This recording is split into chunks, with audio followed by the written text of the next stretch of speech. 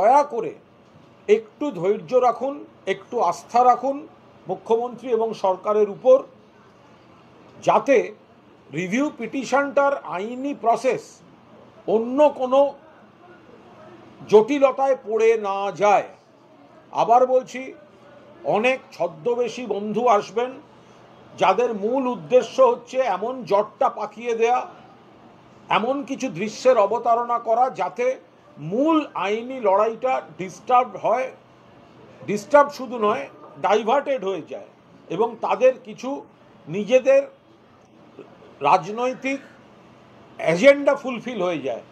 যারা কষ্টে আছেন, যন্ত্রণায় আছেন, ক্রোধে আছেন, রাগে আছেন, অভিমানে আছেন, উদ্বেগে আছেন, তাদের মানসিক অবস্থার সুযোগ নিয়ে এই ছদ্মবেশী বন্ধুরা যে প্ররোচনাটা দিতে যাচ্ছেন, দয়া করে এদের প্ররোচনায় পা দেবেন না।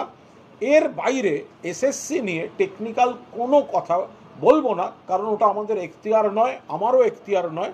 মাননীয় শিক্ষামন্ত্রী এ বিষয়ে যা যা বলার বলেছেন, আর ওভারঅল যা বার্তা দেওয়ার মাননীয় মুখ্যমন্ত্রী দিয়েছেন।